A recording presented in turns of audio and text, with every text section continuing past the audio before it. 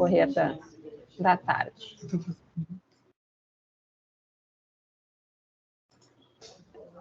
Iniciado. Ok. Boa tarde a todos. A gente está iniciando a 23ª reunião do GTCT, o Consultivo Técnico da Revisão do Plano Diretor, hoje, dia 28 de junho de 2023. A nossa reunião vai estar dividida em 3 partes. Na primeira parte, eu vou estar apresentando para vocês os próximos passos, as próximas datas e etapas que a gente tem pela frente. Depois a gente faz uma breve revisão dos apontamentos, né, da última reunião que a gente fez, dia 14 de junho. E, por fim, a gente faz nosso trabalho mesmo, de discussão, contribuições, sugestões, enfim, por parte de vocês, os participantes das entidades. Nós estamos aqui no dia 28 de junho, com a 23ª reunião, que a gente está abordando, então, o modelo espacial e as macrozonas. No dia 12/7, nós teremos a reunião presencial, em conjunto com o eixo temático 5, que é o eixo temático que trata do desempenho, estrutura e infraestrutura urbana. E no dia 22 de julho, a gente vai ter o fechamento da leitura da cidade com o nosso seminário. O que está acontecendo agora? Está sendo finalizado, então, pela consultoria externa, o produto 3, que vai ser entregue nos próximos dias, e nós vamos estar disponibilizando ele para leitura e para que as entidades e os grupos de trabalho possam ter acesso a esse material. A gente salienta aqui, né, que a contribuição de todas as entidades é muito importante, e tanto aqui nas nossas reuniões, tanto dos GTs, né, do CT, do TO, técnico operacional, do CR, que é o consultivo das regiões, como nos eixos temáticos, são momentos, né, que a gente está colhendo essas contribuições, mas também é possível que as entidades entrem em contato conosco e façam tanto entrega de materiais que tenham desenvolvido, como possam querer também marcar agendas conosco, tanto aqui na secretaria como nas suas sedes. A gente está ampliando esse debate, né, colhendo o máximo de contribuições possível. Então, daqui a 2 semanas, no dia 12 de julho, quarta-feira, a gente vai fazer uma reunião num horário um pouquinho diferente, das 18 às 20 horas, no auditório da SMAP, lá no centro, no prédio da prefeitura nova, que a gente chama, não tão mais nova, né, atrás do Paço Municipal. Quando, então, a gente vai estar fazendo a junção dos temas debatidos no eixo temático 5, que trata do desempenho, infraestrutura e estrutura urbana, com as contribuições feitas aqui de forma mais geral sobre as macrozonas e modelo espacial. A gente vai estar juntando com os parâmetros que eles vêm trabalhando lá. E depois o seminário do dia 22 de julho, onde vai haver a apresentação do produto 3 pela consultoria, e nós vamos poder, então, ter uma discussão dos grupos de trabalho e grupos temáticos nessa data. Nas reuniões anteriores, então, a gente foi fazendo as contribuições em cima dos mapas, a Patrícia foi anotando, então, as contribuições. Aqui a gente tem, que a gente já passou nas outras reuniões, então eu vou passar um pouquinho mais rápido, da reunião do dia 17 de maio, depois tivemos a reunião do dia 31 de maio, onde se agregou, então, as contribuições, e a última reunião, onde tiveram questões tanto gerais como específicas, das quais, então, a gente destacou aqui essas questões como podemos estruturar as contribuições do grupo no plano diretor, como a pessoa que empreende pode participar das decisões do plano, novos instrumentos de controle e regulação do uso do solo, em relação às questões apontadas na consultoria, como o grupo vai atuar nessas questões, presença de um comércio forte aumenta o valor do solo e consequente aumento nos valores dos aluguéis, indica problema com o afastamento das pessoas com a gentrificação, o trabalho longe da moradia, que ocorre bastante hoje, a carência de a carência de infraestrutura, de equipamentos de saúde e educação, em especial para as mulheres. A qualidade de vida está atrelada à melhoria da vida nos bairros onde as pessoas moram. A qualidade de vida na Restinga é um instituto, com o Instituto Federal, com o hospital. Desenvolvimento da cidade, necessidade de se definir, identificação em quais áreas que serão mexidas e quais áreas serão preservadas. Moradia versus estilo de vida que a pessoa escolheu viver. É necessário saber como será tratado cada bairro da cidade. Depois de identificar no mapa a cidade possível, a cidade precisa se renovar. Necessário saber qual é o mapa da cidade. Oferecer moradia para quem não tem, para quem quer mudar também os seus hábitos. É um desafio conciliar renovação e preservação. Como fazer isso? Em termos de estratégia e modelo espacial, o espraiamento da cidade, quando o plano diretor não conseguiu evitar esse espraiamento, acabou gerando demandas que não conseguiram ser atendidas. Então, o questionamento se as estratégias estão de fato adequadas. Aqui a gente tem, então, a avaliação no modelo espacial a partir das escalas propostas. Quando a gente passa do internacional, nacional, questão estadual, metropolitana e municipal. Aqui a gente tem um mapa da ocupação intensiva em amarelo e rarefeita em cinza, e intensiva e rarefeita em laranja. Na última reunião não houve relação em relação a isso. Depois aqui, com o verde mais escuro, foram as últimas contribuições em relação às macrozonas, sistematizar os critérios, organizar os critérios para classificar as contribuições, valorização da história de cada bairro, o respeito à trajetória e vocação de cada bairro, valorização da história arquitetônica, social, econômica e ambiental de todos os bairros de Porto Alegre. E ainda, referindo a todas as macrozonas, presença da questão ambiental em todas as macrozonas, conexão através de corredores ecológicos entre praças, parques, áreas naturais, morros, unidades de conservação e os diferentes corpos hídricos de Porto Alegre.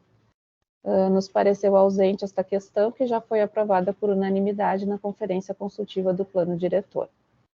A questão do espaço árvore deve ser considerada como elemento de infraestrutura da cidade frente às mudanças climáticas. Na macrozona 1, apareceu a questão da miscigenação nos bairros mais centrais para possibilitar que as pessoas possam ter acesso mais rápido aos locais de trabalho e serviços de saúde, educação, lazer, para melhorar a qualidade de vida das pessoas de baixa renda e também a mobilidade. Em relação à densificação, foco na habitação de interesse social. E uma correção que foi posta em relação à rodoviária, que o local dela é adequado, porém deve ser qualificada no local onde está com a valorização do transporte coletivo. Na macrozona 2, a valorização das empresas citadas, como a Varig, a Renner, enfim, que são empresas bastante importantes, né, da região, transformando em centros culturais e outras atividades, sendo que áreas industriais foram revalorizadas pelo patrimônio histórico. Em específico do bairro Navegantes, valorização do patrimônio histórico de várias indústrias e residências que fizeram parte da história de Porto Alegre, transformando estes prédios em centros culturais e profissionalizantes, revitalizando a região como área não só econômica, como de educação e de lazer também. Na macrozona 3 a gente não teve contribuições, depois a macrozona 4, bastante forte a valorização da paisagem natural e diferentes padrões da cidade, cultura paisagística como produtora de renda e de negócios, o consumo do paisagismo, né? Em morro não poderia haver edificações altas por interferir na cultura paisagística e reavaliar os padrões arquitetônicos decorrentes da arquitetura paisagística. Na macrozona 5, em relação ao plano, caracterizada pela baixa densidade, pelo uso residencial predominantemente unifamiliar e elementos naturais integrados às edificações, com especial interesse na orla do Guaíba. A macrozona 6 foi suprimida, a macrozona 7 a gente ficou com a contribuição anterior, que era incentivar a indústria e melhorar a conexão das macrozonas 7 e 8 com o restante da cidade. A macrozona 8 a gente teve um pouco mais de contribuições, falando sobre a necessidade de conhecer a região apresentada por um morador da região. O extremo sul, Belém Novo, Lajeado, Estrela, Lami, é um tanto desconhecido, então, para a maioria da população, e o colega indicou a necessidade de se fazer um passeio pelo extremo sul. Em relação à mobilidade, no extremo sul, a expansão não é adequada, problemas com infraestrutura e preços de tarifa, aumentando a necessidade de mobilidade, um desequilíbrio econômico-financeiro. Características, então, dessa região do extremo sul é uma região rural, turística, com preservação ambiental, reserva indígena, como, por exemplo, São Caetano, reservas do Lami, São Pedro, belezas paisagísticas, morros da Ponta Grossa, Morro São Pedro. Necessidade, então, de preservar o extremo sul como é. O que valoriza essa área é a questão ambiental. Questão também do turismo ecológico, o valor do turismo ecológico, zona rural, com maior biodiversidade de mamíferos silvestres de Porto Alegre. E, por fim, elenca bairros com qualidade de vida, porque tem os equipamentos, tais como o Jardim Urubatã, a Restinga. O incremento das construções impacta na mobilidade urbana, características do bairro devem ser preservadas e levar em conta o seu entorno. Dorival Castilhos poderia ser paralela a Juca Batista até a Estrada Retiro da Ponta Grossa, com necessidade de parque junto a Edgar Pires de Castro. Depois, na macrozona 9, a parte lá do Delta do Jacuí, é importante considerar os planos de manejo do Delta do Jacuí e do parque. Macrozona 10, a gente teve só a questão anterior, por que ela não funcionou, por que foi revogada, então a gente tem que discutir, debater e ouvir, né, o que se passa nessa situação. E aqui só relembrando a questão das macrozonas, né, pensar nas suas características, nas suas vocações, pensar em estratégias de desenvolvimento de cada local, questões mais específicas de acordo com as características da região. Aqui, então, é a parte da consultoria externa, que fez um mapeamento, um levantamento sobre o modelo espacial e sobre a realidade de Porto Alegre, onde é dividido em 3 terços, onde o terço superior com uma densidade mais alta, com trama ortogonal e tecido compacto, e mobilidade norte-sul, mobilidade leste-oeste, com a integração com a região metropolitana. No terço intermediário, com densidade média, a gente possui subcentros, que são esses círculos aqui, próximos com tecido descontínuo, uma mobilidade perimetral circundante, então, nesses subcentros, e a mobilidade interna com um núcleo natural bastante forte. E o terço inferior com uma densidade mais baixa, com um corredor rural e tecidos descontínuos. Em relação a esse mapa apresentado, se comentou sobre ligar o terço 1 com o terço 3, e no meio, o terço 2, avaliar a questão da densidade média, o conflito com as áreas de importância ambiental. O olhar deve ser cuidadoso justamente para preservar a questão dos morros e dessa questão ambiental que ainda resta bastante forte nesse segundo terço. Nesse outro mapa exposto pela oficina urbana da consultoria externa, a gente ficou apenas com essa manifestação anterior, mas aqui também a gente tem com as marcas verdes, né, os núcleos naturais, principalmente no extremo sul, depois os subcentros, né, na cidade de Transição, na cidade Jardim, na Restinga e na cidade, e no eixo Lomba-Restinga. Os subcentros, com uso misto, diverso, predomínio residencial, um norte mais compacto, conectado, então, com a região metropolitana, com bastante incidência de patrimônio cultural, bastante densificada e com a questão fluvial também presente. E os grandes verdes com bastante diversidade, questões fluviais com toda essa borda do Guaíba e do Delta do Jacuí, então, regiões bastante produtivas e com a natureza predominante. Então, aqui a gente fala, então, dos assuntos que a gente está tratando até chegar no seminário da leitura da cidade, para posterior discussão das zonas de uso, sistemas e áreas, elementos, enfim. Então, é isso. Eu gostaria, então, agora de passar a compartilhar com vocês o nosso mapa do Miro, para que a gente possa ver quais são as contribuições que a gente tem para hoje. A gente pede daí que, à medida que forem tendo as contribuições, vão levantando a mãozinha para que a gente possa ir transcrevendo para os mapas as colaborações e as contribuições. E se tiver alguma questão que nem foi na semana passada, né, de repente a gente transcreveu alguma coisa que não era bem isso, ou que necessite ser complementada, a gente solicita, então, que façam suas colocações.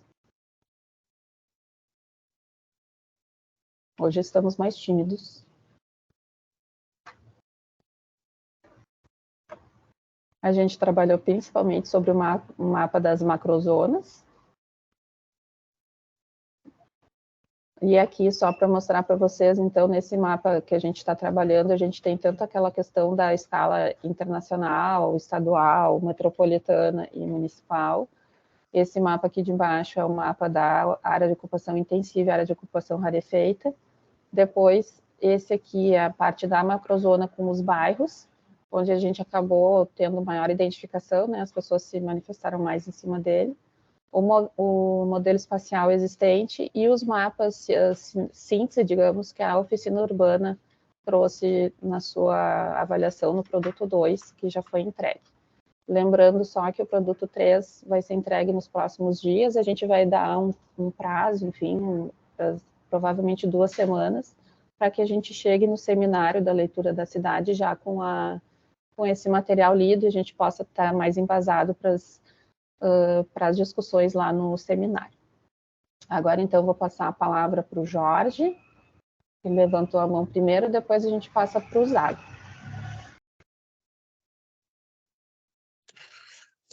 Boa tarde a todos, né? Eu gostaria de salientar o seguinte, que as contribuições para o extremo sul, né, boa parte delas foi eu que apontei, tá?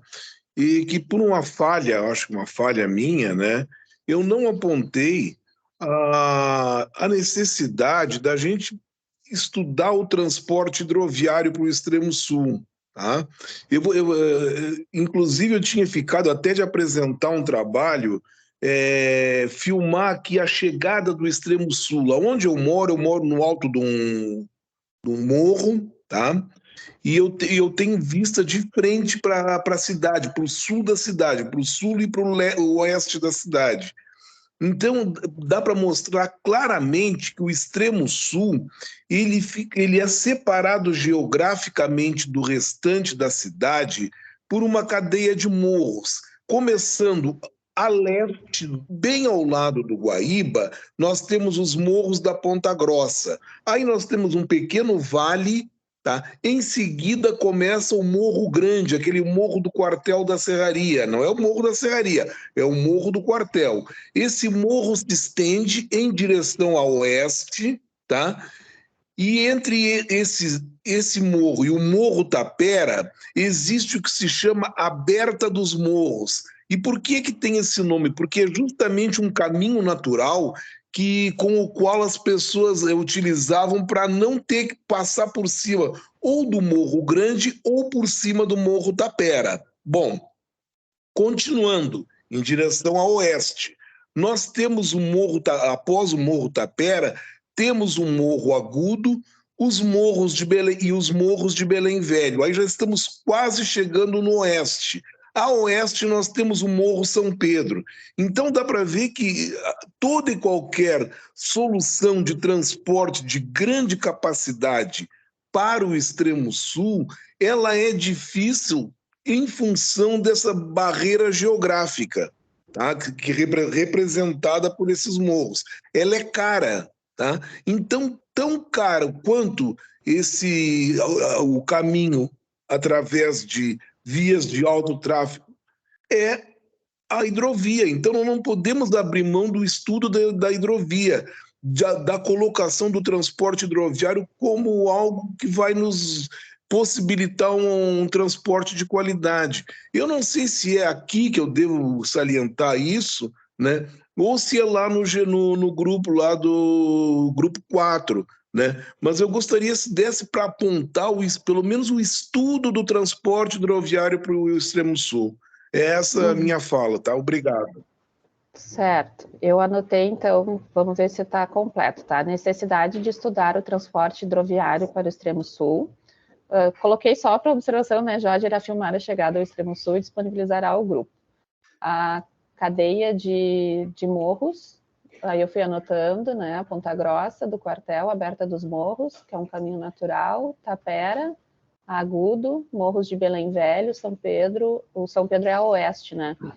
E depois o transporte de alto tráfego, grande porte, é dificultada pela existência dos morros da topografia acidentada, o que poderia ser resolvido com o transporte hidroviário.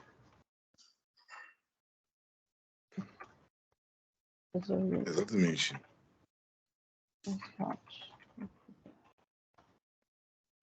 Certo. Lembra de mais alguma coisa, Jorge, que queiras... Assim, entre colocar aqui e colocar na mobilidade, a gente faz essas passagens também, mas é importante colocar lá, se tiver oportunidade, né? É importante também estar colocando lá. Sim. Eu só gostaria, só mais um adendo, é o seguinte: nós temos uma via existente que é a única via que nos liga com a terceira perimetral, tá? Que nos tira a necessidade de ir até o centro e do centro, então, se deslocar para a zona, principalmente Zona Norte. É o Oscar Pereira e a Costa Gama. Elas largam exatamente na Edgar Pires de Castro, tá? E cruzam pela terceira perimetral. Então, seria importantíssimo para nós nos interligarmos aqui do extremo sul com a terceira perimetral. É um caminho difícil, como eu acabei de falar, a gente tem morros ali, tem o Morro da Glória, né? Tem o Morro de Belém Velho, tem área de preservação natural ali ao lado da Oscar Pereira, mata nativa. Então é uma obra muito difícil, mas é um caminho natural, né? Que nos levaria até a terceira perimetral. E dali, então, a gente pode acessar aeroportos, acessar todos os bairros, inclusive o quarto distrito, enfim, sem a necessidade de ter que passar pelo centro. Tá? Essa aí é uma necessidade número 1, né?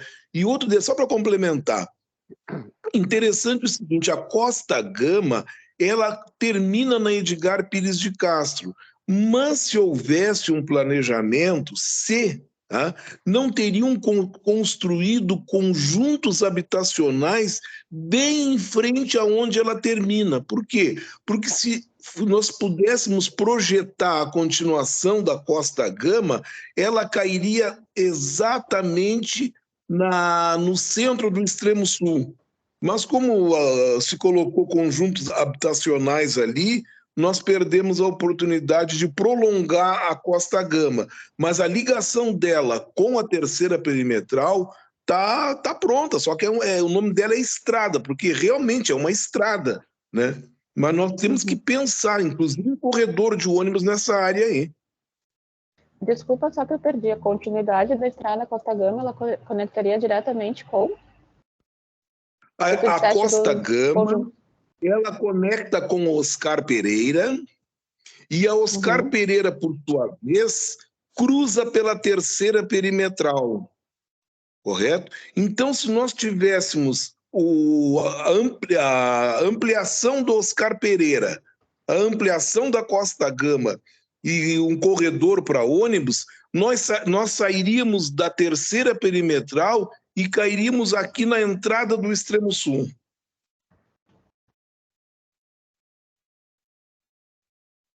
Certo, depois eu vou... Ficou claro? Sim, eu vou juntar essas duas aqui. Tá, eu agradeço a oportunidade. Obrigada, Jorge. Agora a gente passa, então, para o Zago. Boa tarde a todos. Eu acho extremamente importante isso que o Jorge está colocando, Eu acho assim, a gente analisando todas as outras macrozonas, inclusive as sugestões que têm vindo, a gente vê que as coisas estão se encaminhando para dar solução a demandas. Está sendo identificado vocações e têm sido encaminhadas soluções para demandas de cada um dos bairros que compõem as macrozonas.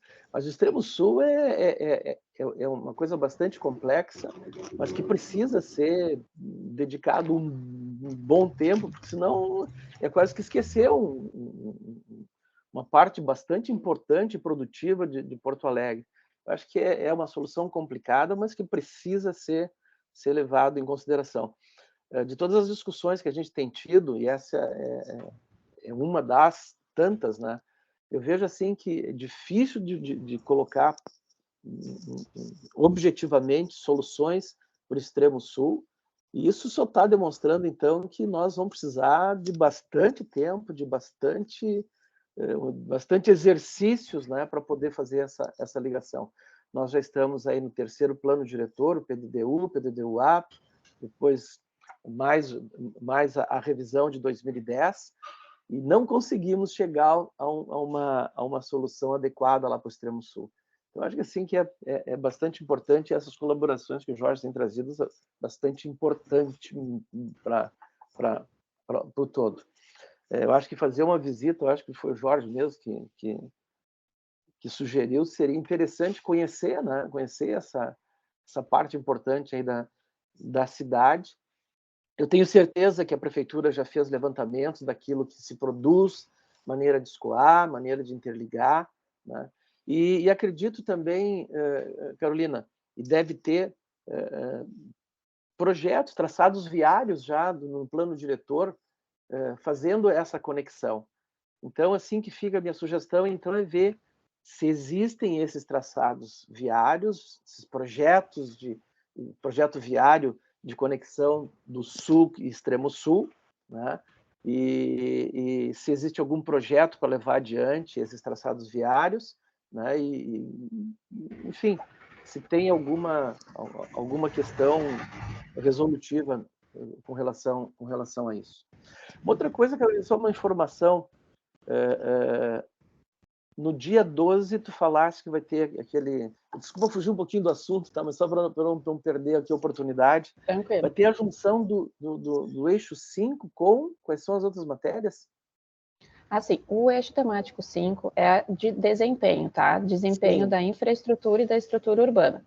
A gente vai estar trazendo o desempenho para tratar junto com o GTCT, com o nosso GT aqui consultivo técnico. Ah, tá. Para que então se veja essas sugestões, assim, correções, o que está certo, o que está errado, o que precisa ser pesquisado, estudado, a gente vê lá no desempenho como é que eles estão trabalhando para a gente conseguir juntar as conversas, digamos assim. Vai ser então a junção do eixo 5 com o GTCT, isso aí. Com o GTCT. É uma junção bem pontual. Não, é importante. Eu vejo muitas... Eu faço parte do eixo 5, do desempenho, e eu vejo que aqui, nesse nosso fórum aqui, olha, um percentual enorme, a maioria dos assuntos diz respeito a desempenho, estrutura e infraestrutura. Então tá, obrigado pela oportunidade. E até aproveitando, a ideia é a gente trabalhar em cima de mapas, a gente vai estar com esse mapa provavelmente aqui plotado para que a gente consiga, em cima do mapa, com post-its, com anotações, enfim, ter uma coisa bem dinâmica, a gente conseguir ir trocando essas ideias, essas contribuições. Então, passo a palavra para a Jussara.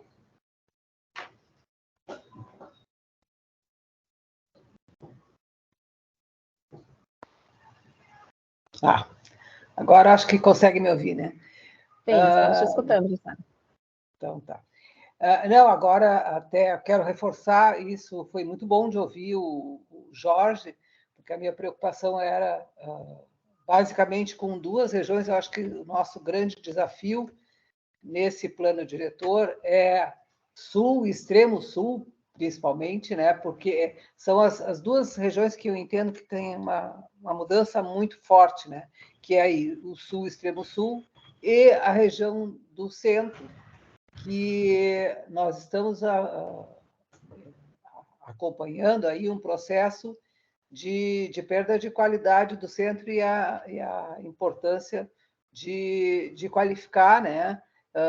Se já tinha um processo assim até 2019, depois da pandemia, me preocupa porque mudou bastante. E aí, dentro desses dois desafios, a questão da população de baixa renda, né? Que eu acho que a questão de buscar soluções de moradia para que a coisa não fique mais complexa ainda, né? Essa questão do extremo sul tem toda uma mudança de uso, né? E se expandiu demais a questão de levar a população para o extremo sul, gerando um conflito com aquela vocação de produção rural e tal, e até turística e tal. E, ao mesmo tempo, também criando um problema gravíssimo de deslocamento, né? de mobilidade. E aí, assim, além dessas questões que o Jorge trouxe ali muito bem, tanto a história de avaliar, de fazer um estudo sobre o transporte hidroviário, mas também essa conexão aí da Oscar Pereira com Costa Gama e tal, que eu acho que tem que ser enfrentado isso daí, mas também a gente teria que ver outras questões que são as ligações interbairros, né? que também ajudariam a desafogar um pouco, porque a gente tem situações que eu não sei como é que está no plano especificamente, mas a implantação do plano, que é o mais importante do que o plano, é a implantação, né? A gente tem aí várias coisas que talvez até estejam previstas no plano, mas que não foram implantadas ou depois foram alteradas. Então, eu acho que a gente tem que fazer essa avaliação em relação ao extremo sul, por conta do aumento muito grande de moradias que foram levadas, né, de população que foi levada para morar e desassociada da questão do trabalho, né? Então, está muito complicado. Eu acho que assim, o tempo de deslocamento é absurdo das pessoas para o trabalho, considerando principalmente que muito é população de baixa renda, ou renda média baixa, né? Então, isso aí gera uma pressão muito grande. E o centro, que a gente tem que cuidar para não morrer e não se transformar, e não ficar difícil. Tem toda a questão aí do quarto distrito, que foi também em função da mudança de uso e tal, e nós vamos ver isso aí com o centro, né? Que são imóveis antigos e que vai ficando tudo mais difícil. Então, assim, eu acho que o plano tem esses dois grandes desafios, assim, na minha visão. E a questão toda de transporte vinculado a esses processos todos, a conexão com a região metropolitana, sempre falo isso aí. A Nívia aqui tem toda a condição aí de falar mais em relação a essa questão de mobilidade e região metropolitana, é uma pessoa que estudou muito, mas para mim esses duas grandes regiões aí que a gente teria que buscar soluções. Tá certo, muito obrigada. Fui anotando aqui. Tem algumas observações que são gerais, né? Essa questão de buscar soluções para moradia de baixa renda, acho que se aplica assim, né, ao centro e ao extremo sul, se aplica à cidade inteira, porque o trabalho está na cidade inteira, né? Então é importante que ela seja. Conexões interbairros também precisam ser estudadas e implementadas, né? Como o próprio Zago falou, tem muita coisa que já está prevista, né? Então, conexões aqui, até que o Jorge comentou, talvez já estejam no plano e provavelmente estão. A gente tem que ver a forma de implementar. Depois aqui a Zona Sul, eu já vou deixar aqui pertinho, Sul, Extremo Sul, vou botar no meio do caminho. A situação para a Zona Sul, acho que aqui era para o Extremo Sul. Extremo Sul. Certo. Na sequência agora o Moreira.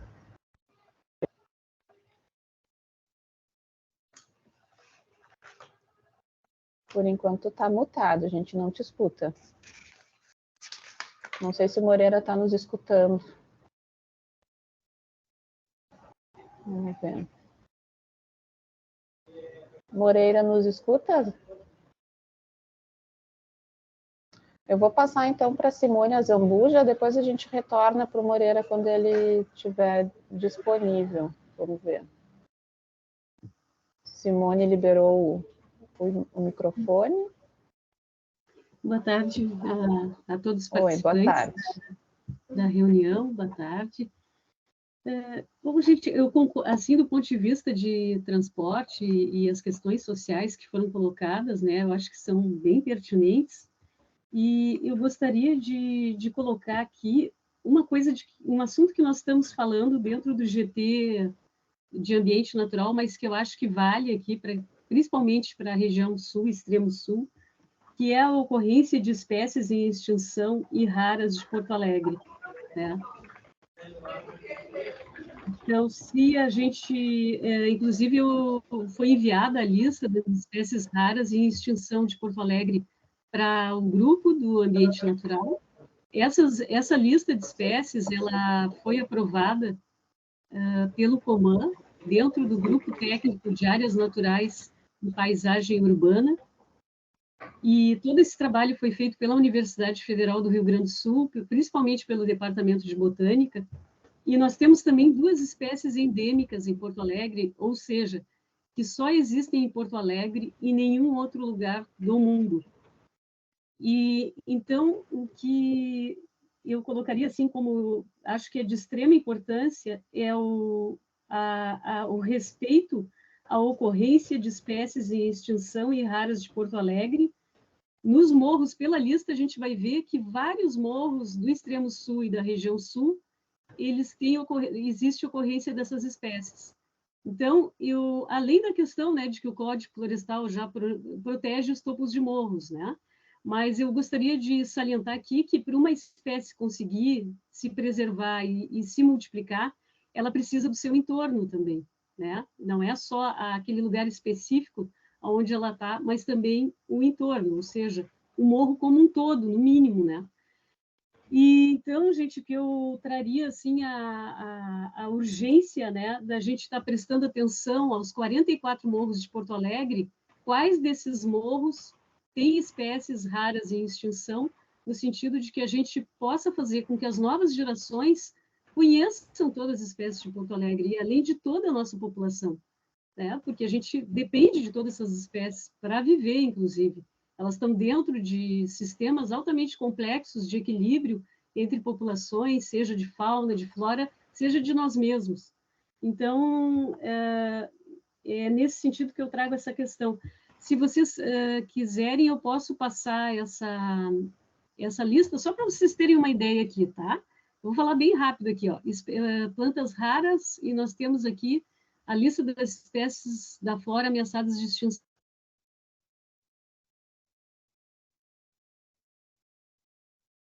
Acho que a Simone travou. Morro São Pedro, Morro Santana. Pode repetir, por favor, que deu uma falhada na conexão? Tu ias começar a ler a lista e daí travou. Travou? Ai, desculpe. Se puder falar de novo, que a gente não estava te escutando. Bom, gente, só para a gente ter uma ideia, então. Morro São Pedro, Morro Santana, Belém Novo, Cascata, Morro da Companhia, Agronomia, Morro Santa Teresa, Morro Teresópolis, Morro das Abertas, Lomba do Pinheiro, Reserva Biológica do Lami, Vila Assunção, Morro Santana, Morro Tapera, Morro do Osso. Tem os que eu já citei aqui, né? Ponta Grossa, Pitinga e Morro da Polícia e Morro do Sabiá. Então, muitos deles, a grande maioria, estão no sul ou extremo sul. Então, salientando, né, a Ilha Grande dos Marinheiros também, a Vila Manresa. A Vila Manresa está citada várias vezes, né? Morro da Polícia, Morro da Extrema, Ilha dos Marinheiros, Ponta Grossa, e basicamente isso nas espécies em extinção, né? No caso das espécies raras, nós teríamos também o Morro da Extrema, Morro São Pedro, Ilha da Pintada, Morro da Companhia, Morro da Polícia, Morro Santa Teresa, Morro da Extrema. Então, basicamente, gente, são esses morros onde a ocorrência é maior dessas espécies raras em extinção. E nós temos 2 espécies endêmicas, né? o que é assim extremamente importante, porque elas só existem aqui em Porto Alegre. E seria importantíssimo, inclusive, dentro das escolas, né, tanto na educação formal e informal, que esses documentos ficassem públicos nos sites da prefeitura, né? Até porque as pessoas precisam conhecer a flora de Porto Alegre, né? É importantíssimo que a gente faça isso. E também porque eu acho que o perfil do extremo sul e da zona sul da cidade tem tudo a ver com o turismo ecológico, né, gente? Quando vem pessoas de fora e que nós levamos as pessoas a passeio para o extremo sul e para a região sul, e que eles veem mamíferos silvestres, espécies raras da flora, é a coisa que as pessoas, uma das coisas que as pessoas mais gostam em Porto Alegre e mais valorizam, sabe? Nós não somos como outros centros urbanos, onde boa parte de toda essa riqueza natural foi apagada, sabe? Nós ainda temos muita riqueza natural em Porto Alegre, e isso precisa ser valorizado cada vez mais, porque isso vai criar um valor agregado para Porto Alegre em termos de tudo, em termos de negócios, em termos de empregos, em termos de melhoria de renda, inclusive para as populações dessas regiões. Então, isso eu vejo assim como uma perspectiva de futuro que deveria ser altamente valorizada para a nossa cidade, né? Basicamente é isso que eu queria para colocar. Tá bom, muito obrigada, Simone. Vamos ver agora se a gente consegue falar com o Moreira. Moreira baixou a mão. Boa tarde. Oi. Inicialmente eu agora quero me solidarizar com o Jorge, seus anseios são similares aos meus aqui. Eu acho que eu quero endossar principalmente a parte que ele se refere à questão da mobilidade urbana. Hoje aqui na Zona Sul, eu sou aqui do bairro Espírito Santo, região 6, né? Mas aí como a gente... esse aqui é um corredor de passagem também da maioria do extremo sul. Então, a questão da mobilidade urbana é algo que está se tornando assim, muito, muito sério. Daí a necessidade de ter essa alternativa do transporte hidroviário. Eu sei que houve já uma chamada para uma licitação que não foi respondida, não houve interessados, segundo a própria prefeitura, mas eu acho que tem que ser retomada e sair de preferência com uma certa urgência. Hoje, alguns urbanistas já alertam que, considerando esse grande adensamento aqui da Zona Sul de Porto Alegre, principalmente região 8, em muito breve tempo, a gente vai ter um colapso aqui no transporte. Para quem conhece minimamente ou é morador aqui da região, sabe que no começo e final do dia, engarrafamento é uma coisa certa. Tem gente que até tenta organizar horários, e principalmente quem tem compromissos, de fugir desses horários de início e final de dia. Aproveito também para falar, assim, lembrando daquele projeto de lei aprovado pela Câmara, que alterou aí o uso do espaço urbano em relação à zona rural aqui da Zona Sul. Isso permitiu que aumentasse esse adensamento populacional aqui na Zona Sul, vindo agravar esse problema. Por outro lado, aí remetendo mais para as preocupações da Simone, a questão ambiental também igualmente é muito séria, considerando que a Zona Sul se caracteriza por grandes lotes de área verde que temos aqui e que está sendo consumida gradativamente, principalmente nas matas ciliares e os pequenos nichos ambientais que a gente tem, inclusive, de Mata Atlântica aqui na Zona Sul. A voracidade imobiliária está tomando conta, de certa forma, então, assim, grandes grandes empreendimentos que estão sendo feitos. É claro que a gente sabe que quando um empreendimento de grande porte, ele prevê, principalmente dentro da preocupação com a infraestrutura, a questão da água e da luz, a energia elétrica e a água do hoje ainda demais, né? Mas aí tem um grande problema, é a questão do esgoto, tanto local como pluvial. Assim, não existe um projeto de redimensionamento dessa rede de esgoto, ao mesmo tempo em que se amplia enormemente esses espaços em que são construídos hoje. Esses grandes condomínios, a gente percebe que isso aí, igualmente começa a surgir muitos problemas com relação a isso aí. Principalmente quando dá essas grandes chuvaradas, grandes cheias, enchentes, zonas aqui como a Ípica, quem assistiu aí pela mídia, esses últimos temporais que deu essas grandes chuvaradas, só simplesmente foi alagado ali com água quase 1 metro de altura, coisa dessa hora. Então, a questão do planejamento urbano, eu acho que o plano diretor tem que dar uma atenção muito especial para a Zona Sul, exatamente por causa dessas questões, né? Por hora era isso. Tá certo. Muito obrigada, Moreira. Agora a gente passa para a Nívia. Nívia Opperman. Boa tarde. Boa tarde.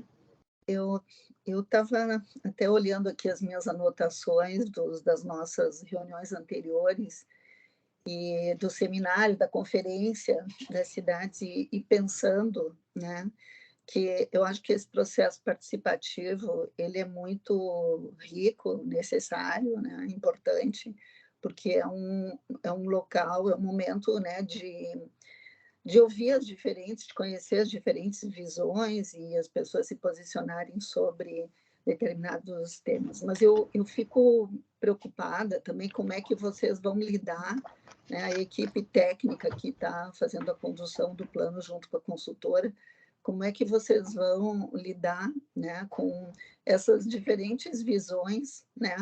E eu me preocupa, assim, porque eu estou sentindo falta de mais informações, de mais dados, de mais mapas, né? Ou seja, não só vocês nos ouvirem, mas a gente ouvir vocês também, para a gente poder fazer uma avaliação mais crítica, né, sobre o que está acontecendo, né? Eu não posso deixar de falar agora aqui, porque esse assunto da mobilidade, as últimas pessoas se posicionaram sobre isso, sobre a necessidade de dotar a Zona Sul e o Extremo Sul de infraestrutura, a questão, né, dos meios de transporte. Pois é, assim, eu tenho uma opinião, né, que a gente tem que suspender o crescimento para a Zona Sul da cidade. Né? Por quê? Primeiro, porque assim, não tem infraestrutura, isso vai gerar um custo muito grande, porque a cidade tem outras áreas que ela pode ocupar, né? E também porque isso aí gera muito mais emissões. E um outro ponto fundamental, que isso aí piora a qualidade de vida das pessoas, que vão ficar muito mais tempo dentro do transporte, seja ele privado, seja ele transporte coletivo, ou então, no caso de um transporte hidroviário, vai implicar que a prefeitura aloque uma quantidade enorme de recursos para subsidiar. São escolhas, né, que tem que se fazer. Mas eu acho que essa discussão ela tem que ser baseada em dados, informações, em mapas. Então, assim, eu estou achando muito bom a gente aqui, cada um de nós, poder dizer o que acha, o que pensa, etc. Mas eu estou sentindo falta de ouvir vocês, né? Porque eu acho que tem algumas informações para nós que são importantes, dados, informações, mapas, saber como é que está essa questão dos vazios. Né? A Jussara falou há pouco até a questão da subutilização. Como é que está a questão da informalidade na cidade? Né? Como é que está o aspecto do patrimônio cultural? Né? Se falou aqui do patrimônio natural também. Eu não sei, eu acho que um pouco pela minha formação, eu sou uma técnica, né? Eu preciso ver dados e informações para me posicionar. Eu não posso só dizer o que eu acho. eu posso falar sobre mobilidade, porque é um assunto que eu conheço mais, né? Mas eu vejo que está sendo muito assim, do ponto de vista metodológico, acho que é importante, válido, né, que vocês escutem as várias representações da sociedade aqui, mas eu acho que a gente também tem que saber um pouco, né, como é que vocês estão vendo tudo isso, né, até para a gente poder ter alguma informação um pouco mais embasada, até para poder fazer uma discussão aqui, não só em cima do que eu acho, do que eu vi, do que eu sinto, do que eu, né, mas um pouco também em cima da realidade, né, do que está acontecendo aí e como é que a gente possa, talvez, conciliar, né, os diferentes temas na medida que tem uma transversalidade entre esses temas, né?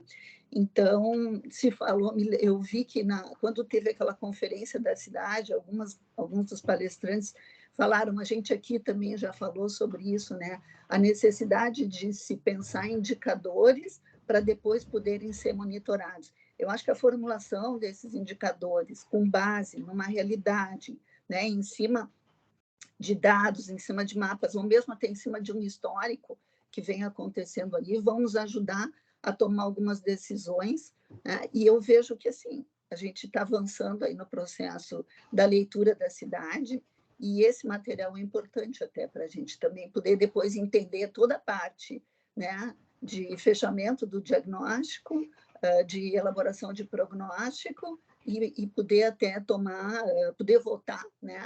Porque senão eu vou votar em cima do quê? Né? Do que eu acho? Não, isso tem que ser em cima de alguma base, né, que seja mais real. Então, eu jogo uma pergunta, né? Como é que vocês, equipe técnica, estão vendo que a gente possa, talvez, fazer essa escuta da sociedade a partir de um quadro, né, de dados, informações, mapeamento. Obrigada. Antes de passar a palavra para a Patrícia, que ela pediu a palavra ali também, o que acontece? Como a gente tem os grupos de trabalho dos temas específicos, a gente tem buscado esse aprofundamento dentro dos grupos temáticos, tá?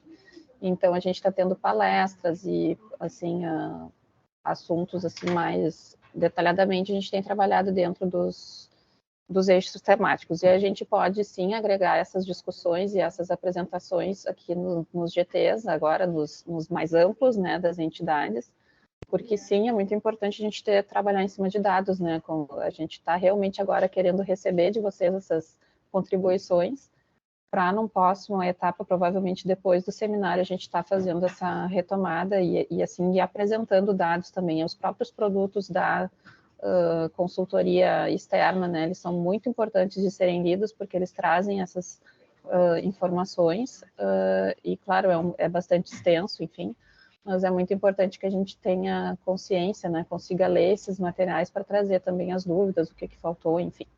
Vou passar para a Patrícia, então. Oi, hoje eu não tô. Hoje eu me inscrevi antes que tu, que eu vi. Felisberto baixou a mão e levantou depois de novo. Não, eu só queria responder a Nívia, tá? Então, não sei se eu poderia furar a fila e só responder a pergunta da Nívia. Por favor. Posso, Felisberto? Pode ser, Felisberto. Não tem problema, até porque tu é técnica e eu sou um cidadão, tudo bem. Não tem problema, só quero responder a pergunta, tá? O que acontece? A gente tá, como a Carolina comentou, a gente está trabalhando em várias frentes, tá? Então, nós temos esse trabalho, que nós estamos hoje já na 23ª reunião. As primeiras reuniões desse grupo, elas foram muito nossas apresentações, a contextualização do nosso trabalho, ficou muito, a gente apresentou muito. Então, a gente resolveu, a partir até da entrega que a consultoria já fez, que já tem um trabalho, né, que foi entregue, a gente passou a dizer, não, agora esse é o momento de escutar vocês, tentar entender esse reflexo da visão de vocês, a partir dessa primeira visão que a consultoria nos apresentou daquele diagnóstico. Se cada um de vocês que teve acesso a a esse diagnóstico quiser contestar e pontuar questões que foram colocadas ali, não tem problema. Tanto que ali nos mapas de contribuição, se a Carolina puder colocar, tem ali que é o resumo ali do que seria a avaliação da característica da cidade ali embaixo. Então, já tem ali uma caracterização que seria interessante vocês darem uma olhada e a gente poder discutir isso no grupo sem problemas. Então, já tem uma ideia de conter a expansão urbana ali, já está indicado ali para conter a expansão urbana para a Zona Sul, de tentar resolver essa questão da mobilidade, né? Enfim, já tem um indicativo, né? Claro que não é uma proposta ainda, porque a gente ainda está em leitura da cidade, mas a ideia é a gente, a partir de fazer esse casamento. Então, ouvir vocês, e nesse seminário, a ideia é que a consultoria dos estudos que estão sendo efetuados ali, eles apresentem, então, essa compilação desses resultados. A compilação dos resultados já deve levar em consideração os processos participativos, a conferência, as oficinas, para que a gente veja esse resultado compatibilizado, e a ideia naquele momento a gente fazer, ser um dia de, vamos dizer, debates, onde a gente vai poder discutir e amadurecer para começar a ter os indicativos de propostas. E aí, a partir daí, a princípio, a semana que vem já é para vocês terem o próximo produto em mãos, tá? Então, a gente já vai disponibilizar para vocês. E aí, mais uma vez, a gente vai poder amadurecer em relação a essas informações. De qualquer maneira, se vocês quiserem já fazer algum comentário sobre esse produto 2 que foi entregue, tranquilo. Alguns até já fizeram alguns comentários ali, tanto que eu fiz a provocação de colocar isso nos mapas para a gente poder discutir. É isso mesmo? O que vocês acham? Enfim. E aí... até a próxima reunião, eu acredito que a gente já deva ter esses estudos disponíveis para vocês, tá? Então, a gente vai amadurecendo. Se vocês tiverem uma sugestão da gente trabalhar, bom, essa forma talvez não seja mais adequada, enfim, a gente vai amadurecendo. A próxima reunião presencial, a gente já vai fazer em conjunto com o pessoal que está trabalhando desempenho, estrutura, infraestrutura urbana, como a Carolina deve ter falado no começo, onde a gente vai aliar essa visão que vocês estão tentando nos apresentar para a gente poder discutir com o pessoal que está trabalhando nos instrumentos. Então, aí a gente vai já tentar amadurecer alguma coisa aí nessa reunião presencial, que eu acho que vai ser bem rica. Não sei, essa forma que a gente está buscando trabalhar em várias frentes, e a gente vai compatibilizar tudo, e há tempo de todos chegarem a avaliar e chegar às suas conclusões. Espero ter te deixado satisfeito.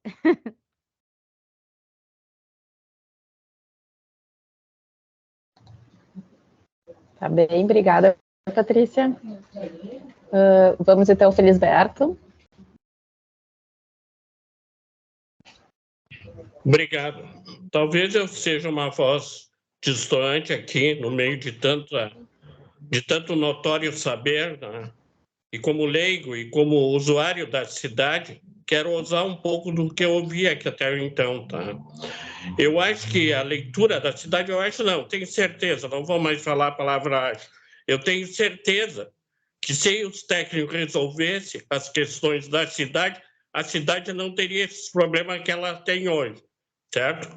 Quem pode resolver é a população que sofre as consequências do mau planejamento, da falta de servidores na prefeitura para desempenhar suas funções, a privatização de espaços públicos que descaracterizam a cidade. Então, tem vários fatores que contaminam a vida das pessoas e que a cidadania não participa. Por quê? Porque a leitura é muito técnica. Então, nós temos que pensar uma forma de chegar à população que sofre a consequência desse mau planejamento.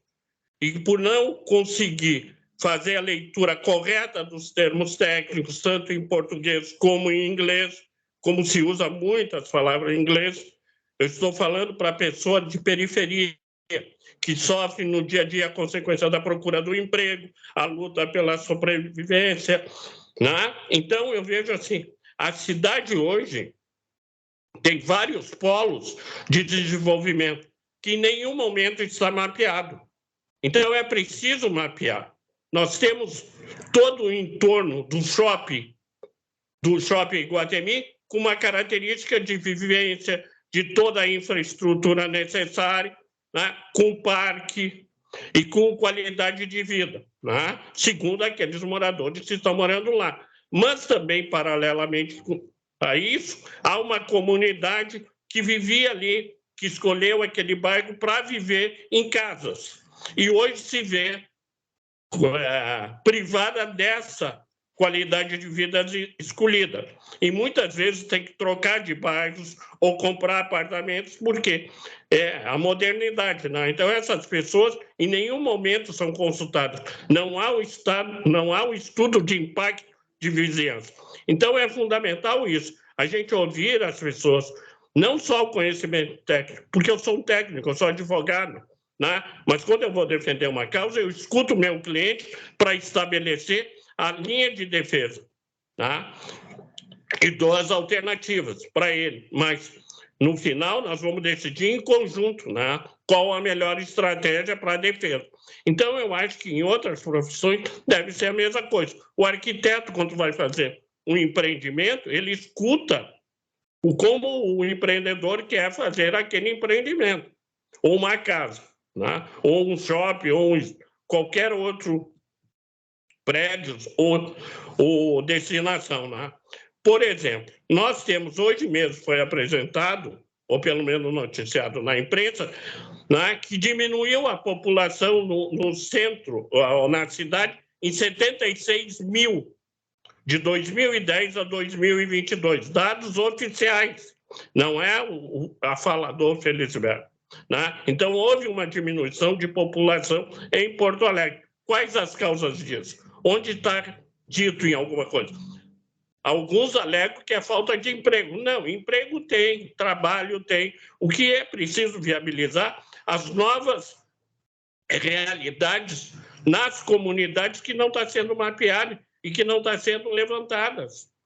Tanto que teve uma imersão no Morro da Cruz, exatamente para ver como aquela comunidade vivencia a sua vida e como pode se criar estrutura de sobrevivência ou de economia no bairro ou no morro lá, por exemplo, que é o Morro da Cruz. E assim em várias partes da cidade. Eu não quero me alongar muito, mas quero, final, só dar um dado. No centro histórico, 3 grandes lojas encerraram as suas atividades. Uma é a Renner, ali onde era a Livraria do Globo, está fechando as portas, né? A Marisa, que está fechando também as portas, e a Riachuelo, que já fechou as portas. E, além disso, também no centro, os escritórios de advocacia, contabilidade, medicina, também não estão mais. As lojas, pequenas lojas também estão fechando as suas portas. O shopping Rua da Praia, mais de 60% desocupado. Então, não, a questão não é ter população ou não. A economia está sofrendo um processo de descentralização que a gente tem que notar isso. Era isso, obrigado.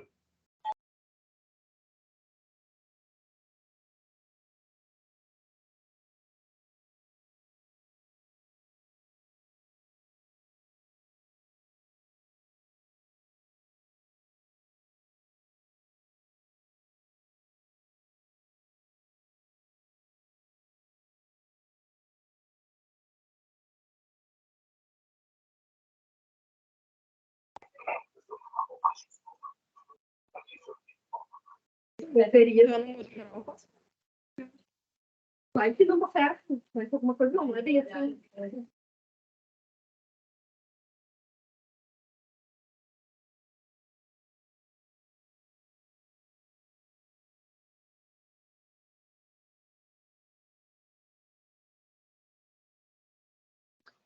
Carolina, teu microfone está fechado. Tá no outro canal, eu não consigo tirar o teu aqui. Ah, não, tá bom. Eu estou trazendo aqui esses 2 mapas, eu acho que a gente trabalhou bastante já aqui nas macrozonas, né, a questão dos bairros e macrozonas. principalmente trazendo as questões das regiões que representam, enfim, ou que a gente tem os conselheiros, né, das regiões de planejamento, depois as entidades que trazem, né, coisas mais amplas, outras mais específicas. E no sentido de provocação, né, como a Patrícia bem colocou, a gente tem esses mapas que foram elaborados, então, pela consultoria externa, que eu passei um pouco na apresentação inicial, mas que é uma leitura da cidade, como ela se consolidou, né? Então, não sei se vocês teriam alguma observação para colocar. A gente, nessa parte, nesse mapa da esquerda que a gente está visualizando, a gente vê esses potenciais de meio ambiente, nesses círculos, enfim, maiores em verde, as partes de ocupação rarefeita e rarefeita intensiva aqui nas ilhas do Delta do Jacuí. Temos ali a parte, assim, concentrando, né, a parte da cidade radiocêntrica, que é a parte do centro histórico, o corredor de desenvolvimento, que é aquela parte mais ao norte do aeroporto, depois a cidade xadrez, que engloba toda ali a parte do que a gente chama do corredor de centralidade Nilo-Anitta, né, e vai até a divisa do território. Depois a policentralidade, né, esses vários centros aqui que se conectam. Então, assim, aqui a gente faz esses aglomerados, digamos, e nesse outro mapa a gente mostra as conexões, como é que elas se dão, como é que ocorrem, enfim, e essa divisão dos 3 terços, né. Então, gostaria de ver se vocês têm mais alguma consideração, seja sobre esses mapas, ou seja, sobre o mapa das macrozonas, para a gente desenvolver um pouquinho mais. O Jorge pode falar. Olha, eu só gostaria de complementar uma questão, né? Eu não estou aqui querendo criar controvérsia, não é esse o meu objetivo, tá? Muito menos assim, criar um ambiente de discussão, né? Mas eu quero me contrapor às palavras da dona Nívia, tá? Quando ela se propõe a deter a expansão para o extremo sul.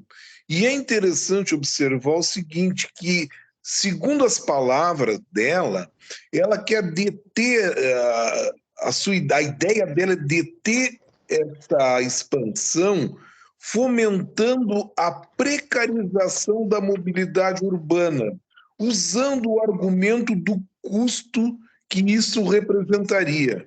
Eu quero dizer o seguinte, que nós podemos sim deter a expansão para o extremo sul, nós temos muitas potencialidades que vão se acabar, se continuar, a cidade continuar se expandindo desta forma para o extremo sul, mas em hipótese alguma, nós vamos fazer isso precarizando a mobilidade urbana.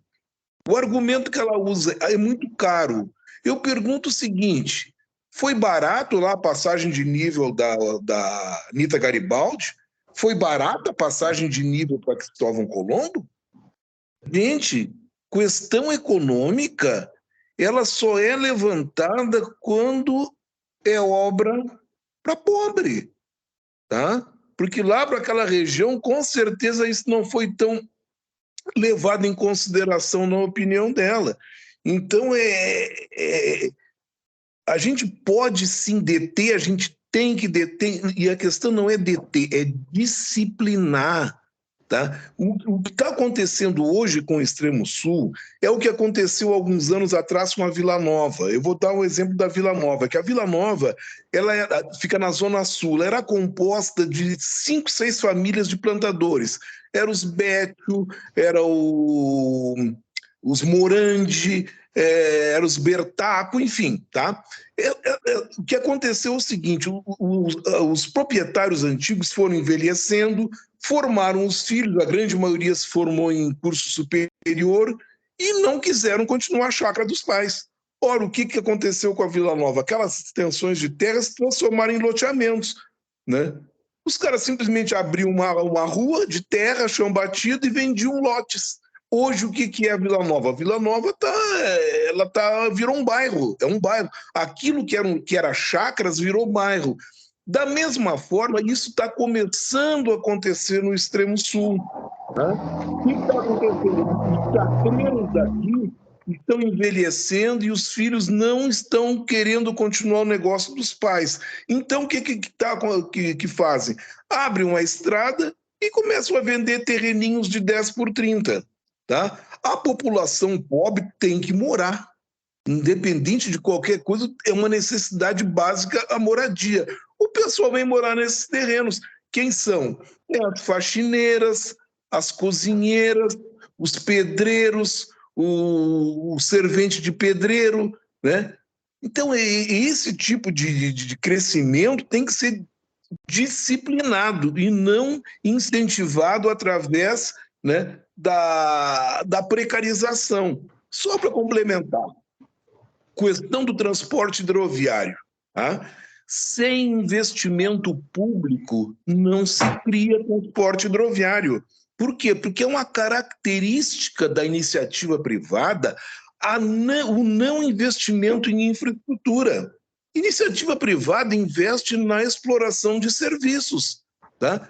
Você constrói o governo vai lá e constrói uma ferrovia. A iniciativa privada vem e explora a operação daquela ferrovia. Tá? O governo faz uma hidrovia. Tá? Iniciativa privada vem e explora aquela hidrovia. Eu, particularmente, sou contra esse tipo de exploração de serviço, principalmente em transporte público. Mas é assim que a coisa tem se movido. Mas, em hipótese alguma, se vê o empresário investindo em infraestrutura. É o governo que tem que investir nessa área. Aí sim, depois do investimento estatal, aí a exploração do serviço pode passar para a iniciativa privada. Agora, achar que quem é que quer explorar o transporte hidroviário para a Zona Sul? Olha, eu podia ter ganho sozinho a Mega Sena, eu não faria uma coisa dessas. Que garantias o investidor vai ter? Nenhuma. Então, quando se fala que não apareceu ninguém, é uma meia-verdade, tá? Porque diz que não apareceu ninguém para a exploração da hidrovia, mas não se fala o que o governo ofereceu, como ele vai entrar no negócio. Tá ok? Desculpe eu ter me alongado um pouco mais, tá? Nívia, me desculpa, não tenho nada contra a tua pessoa, te admiro pela tua capacidade técnica, pelo teu conhecimento, mas eu não podia deixar de discordar de ti, tá bom? Muito obrigado. Obrigada, Jorge.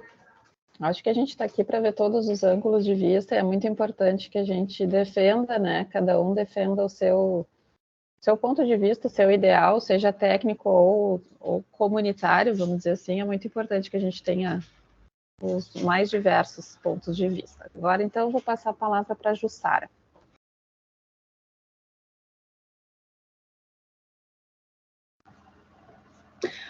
Não, assim, só reforçando ali essa questão, assim, agora, até em função do que o Jorge colocou em relação ao Extremo Sul, e que acho que foi o Felisberto que trouxe, né, os dados aí do censo que mostram que a gente teve um decréscimo significativo de população, foi 5%, né, não é assim uma coisa pouca, e eu acho que isso é que a gente tem que considerar, né? É uma cidade que não tem aumentado a população, apesar de que a mesma população aumenta o número de domicílios por várias questões, as pessoas, famílias se dividem ou outras coisas do tipo. Mas, ainda assim, eu vejo que a gente tem hoje um investimento muito grande em construções para média e alta renda e outros estilos, e com isso vai ainda matando uma série de outras regiões, e aí a questão do centro é fundamental, porque é isso, como já são prédios antigos, já tem uma série de outras razões também para que haja alguma mudança, e isso que o Felisberto trouxe, né, de quantidade de empresas que estão fechando. Eu vivencio a sede da ABS ali na Júlio de Castilhos, perto da da rodoviária é uma coisa impressionante. 5 horas da tarde a gente já começa a se sentir inseguro pela quantidade de coisas já fechadas. E, ao mesmo tempo, me parece que é um local que abrigaria a população de baixa e média renda, né? E a gente poderia ter outros instrumentos. Então, ao invés de deixar que o extremo sul cresça, com isso que o Jorge colocou, dos terreninhos de 10 por 30, que são feitos de forma irregular, né? Quer dizer, o cara abre uma estrada e já sai vendendo terreno, e não pode ser assim, e a gente sabe que tem muito isso nessa região, né? Então, esse tipo de ação, e que é aí que eu digo, é a implementação do plano.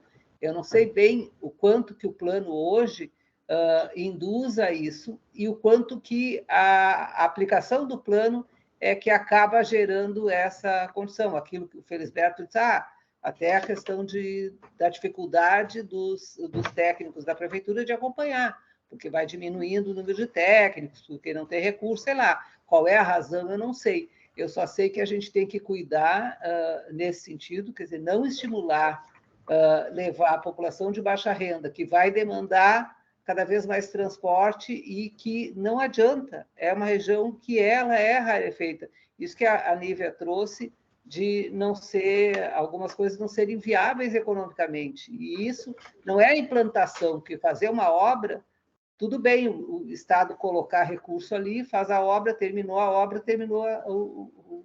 o investimento, mas a operação do transporte coletivo ela é ao longo do tempo, né? Então, assim, é um custo muito alto que se mantém. Mas o fato é, nós já temos muita população que se deixou, só do que passou no Conselho do Plano, que foi aprovado, e que empreendimentos que se viabilizaram no extremo sul, já justifica fazer muito investimento na área de mobilidade. Essa que é a questão, né? E a mobilidade, tanto do ponto de vista de abertura de vias e coisas do gênero, conexões, até essa outra de oferta de serviço de transporte, né? Que são duas frentes.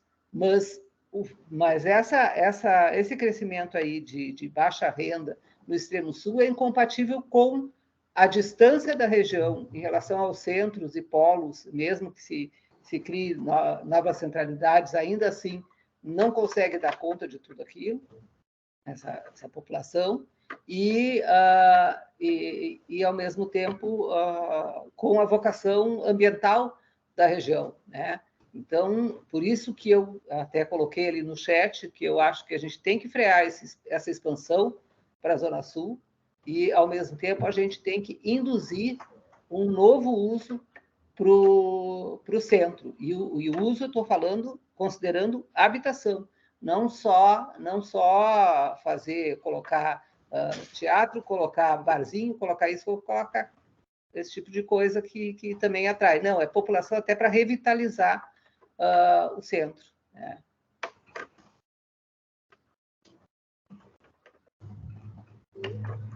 Obrigada, Jussara. Estou terminando de anotar aqui. Depois eu vou dar uma revisada aqui nos post-its. Não sei se eu que me empolguei ou se vocês falaram bastante, mas gerou bastante documento aqui.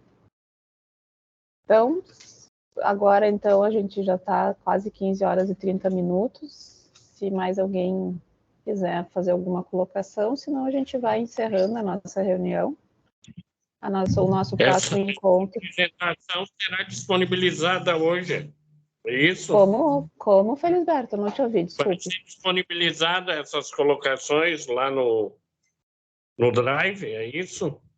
A gente vai disponibilizar a apresentação que a gente fez hoje, que tem as colocações da outra reunião, e a gente pode verificar uma forma de disponibilizar essas também já antes da próxima reunião, para que vocês já tenham acesso a elas. Obrigado. E desculpe qualquer coisa. Não, imagina. Agora a Simone e o Diarã levantaram as mãos, então eu vou passar a palavra para a Simone Zambuja.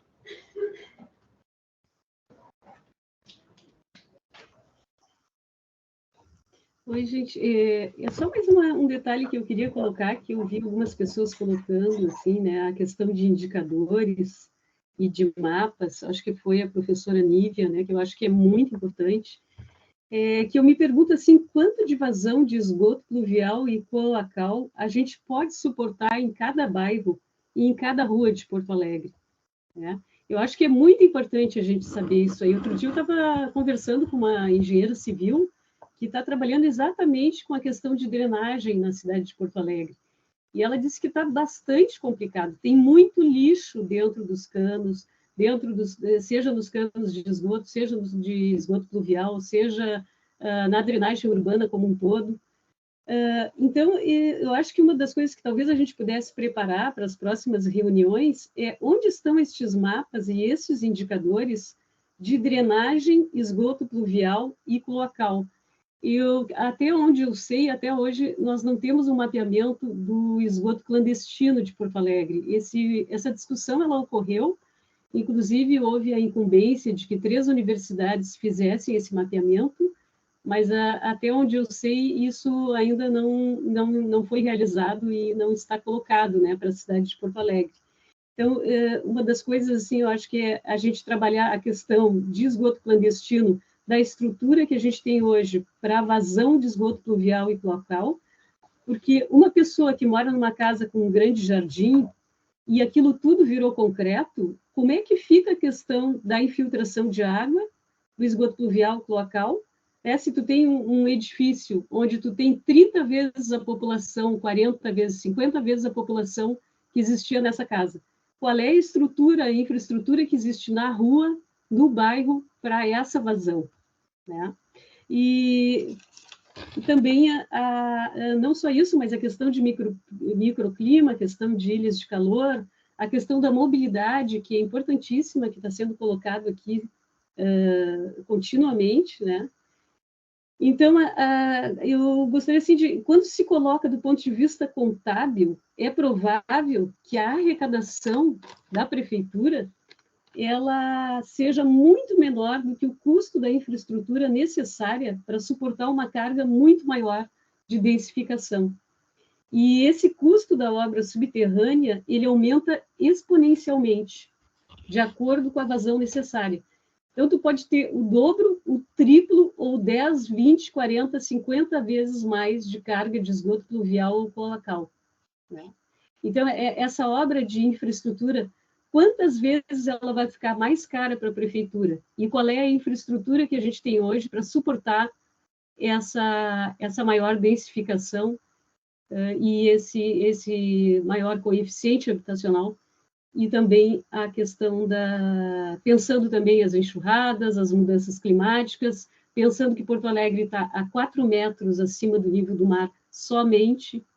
Então, basicamente, é isso, tá, gente, que eu gostaria de colocar também, que eu acho que é importante que a gente tenha esse mapeamento e a gente saiba exatamente em que situação que está a cidade de Porto Alegre em termos por debaixo do asfalto, não só acima do asfalto e do solo e da terra, mas abaixo do asfalto, qual é a infraestrutura, porque a gente sabe que existe uma vida debaixo do asfalto, das calçadas, né? Então, basicamente é isso, né, gente? Obrigada aí pela possibilidade de colocar esse assunto. Tá certo, obrigada, Simone.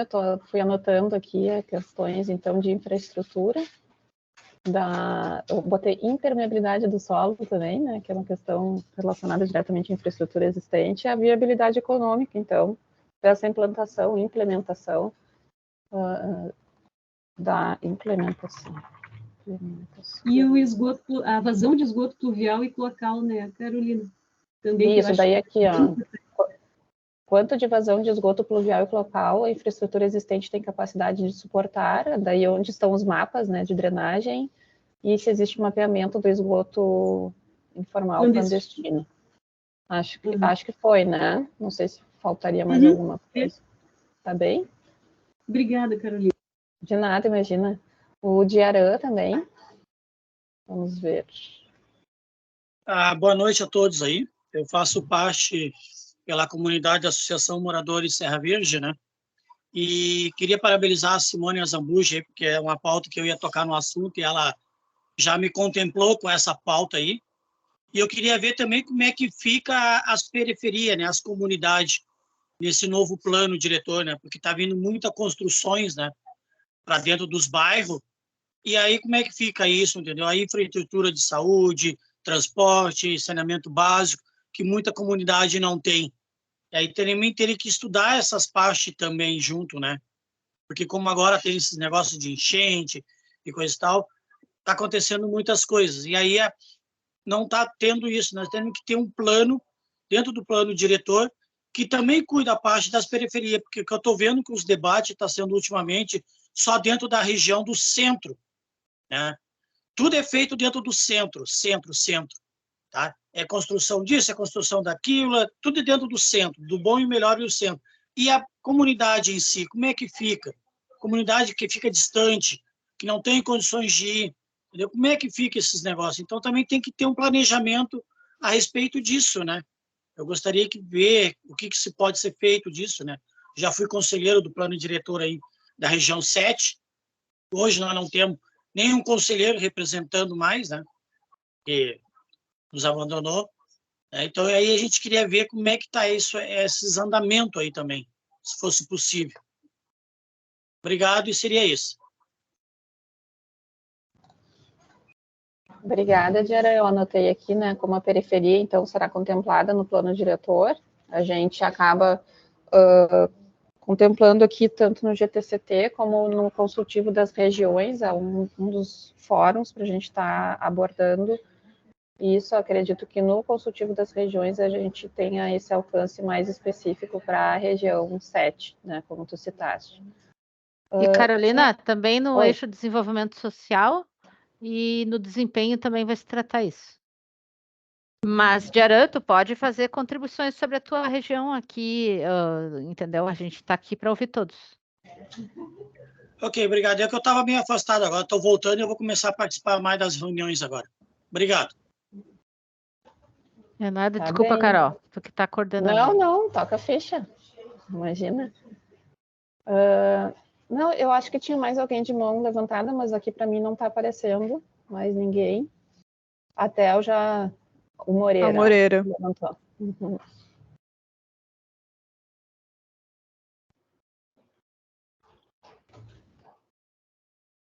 Então, só enfatizando assim, a necessidade de dar uma atenção especial aí para os grandes empreendimentos imobiliários, a questão do esgoto. Estou sendo repetitivo, porque mais uma vez foi mencionado isso aí. Porque normalmente assim, isso acontece, esses grandes projetos acontecem, a questão do esgoto pluvial e cloacal fica uma ideia à deriva, porque não há um projeto por parte da prefeitura no sentido de redimensionar, que coloca, às vezes, assim, centenas de pessoas concentradas em uma determinada área, e a questão do esgoto permanece exatamente como está, ou seja, o empreendedor se limita a colocar água e luz no empreendimento e o resto fica assim, na situação, aguardando as enchentes, os grandes problemas que acontecem pela falta de um projeto de esgoto mais adequado ao empreendimento. Era só. Obrigado.